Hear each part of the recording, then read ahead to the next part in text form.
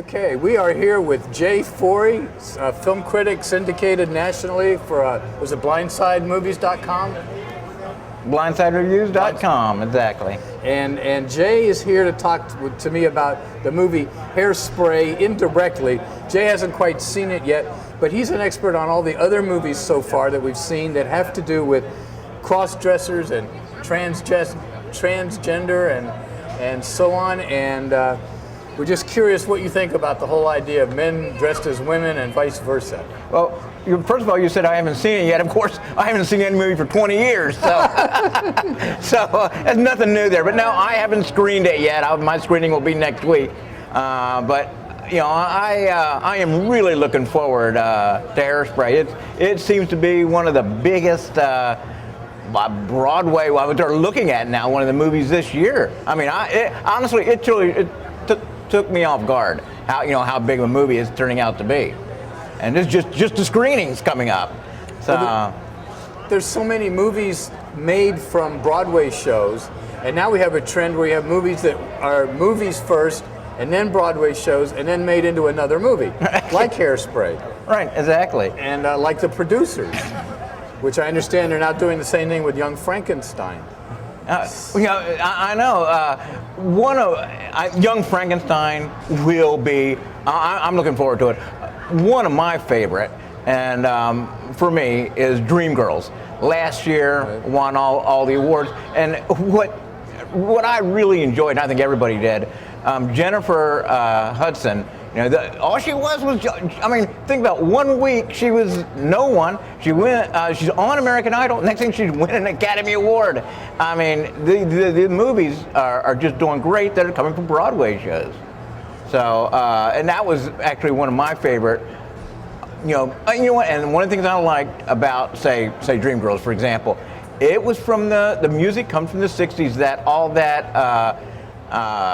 Motown music. Right. So that's one of the great things about that. But of course, if the music is there and it's a Broadway show, and if it's not too confusing, I thought Chicago was a little confusing. Right. But besides that, they're doing great.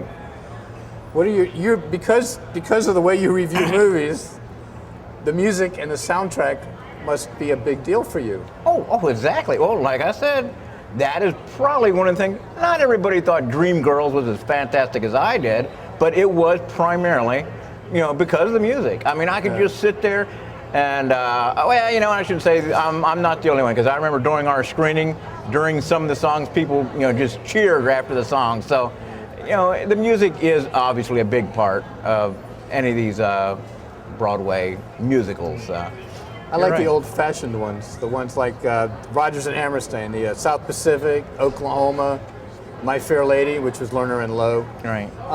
They don't seem to make a lot of classic musicals anymore, which is why I like the Hairspray, where they actually do an entire musical number. I know. My wife loves the old musicals, the old movies. I more like anything from the 70s forward, 70s and 80s forward. So, I'm more into hey, I'm the young guy, so I'm older than my wife by a few days, but I just like the new musicals. What about the Rocky Horror Picture Show? Meatloaf he's great in there. No. In the 70s, you're right. In the 70s, I went to the Rocky Horror Picture Show when I was a teenager. Okay. So you're right. But it also has the transgender, transsexual Transylvanian character, Dr. Frank Anfurter. Right. My favorite drag queen singer. Right. So, not to imply that you're a huge fan of just those, but we're talking about the whole idea of, like Victor Victoria, another musical. Right. And having a man dressed as a woman and singing, or a woman dressed as a man and singing, I think is kind of an icebreaker. Right. And I bet you anything we'll be seeing more and more of it too. Okay. So keep your eyes peeled for Hairspray and any other strange characters you see on the screen.